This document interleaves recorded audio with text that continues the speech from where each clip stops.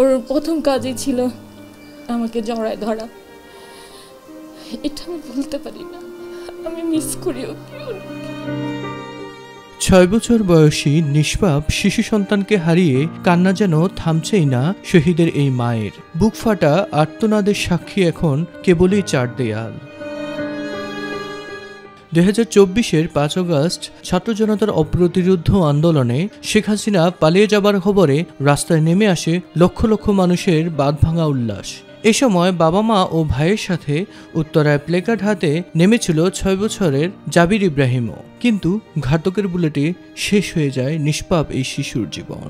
আনন্দঘন মুহূর্ত পরিণত হয় দুঃস্বপ্নে। সবাই বলছিল যে ওকে নেওয়ার দরকার নেই, কিন্তু ওর এমন ইয়ে ছিল যে ও কোনোভাবেই থাকবে না, ও যাবেই।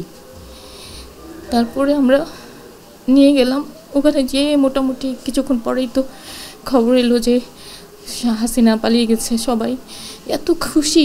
ওর বাম হাতটা আমি ধরে, ডান হাতে আমি তার বাম হাতটা ধরলাম, ধরে একটু দৌড় বাসার দিকে দৌড়ে আসতেছিলাম।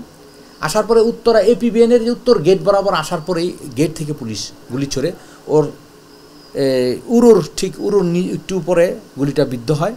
তখন আমি বুঝতে পারিনি এটা গুলি, আমি ভাবতেছিলাম এটা হয়তো ইয়ে হবে রাবার বুলেট।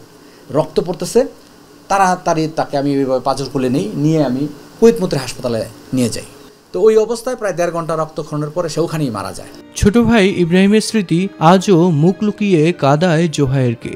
ও আমার সাথেই ঘুমাতো, আমার মাঝে মাঝে ও কী করতো, মানে আমরা বিছনায় উঠে ওকে আমি কাঁধে মানে ঘোড়া, ও আমাকে ঘোড়া বলতো, আমার উপরে উঠতো, আমি ওকে নিয়ে চড়তাম, ওর সাথে খেলতাম। তারপর ওই যে ওর যে সাইকেল আসছে নতুন সাইকেলটাই আমরা মিলে চালাতাম। জাগতিক দুনিয়ার বিচার কি হবে সেটি নিয়ে খুব বেশি ভাবেন না শহীদ জননী, চান সন্তান থাকুক জান্নাতের পাখি হয়ে। আমি আসলে এই ব্যাপারটা খুব একটা গুরুত্ব দেই না।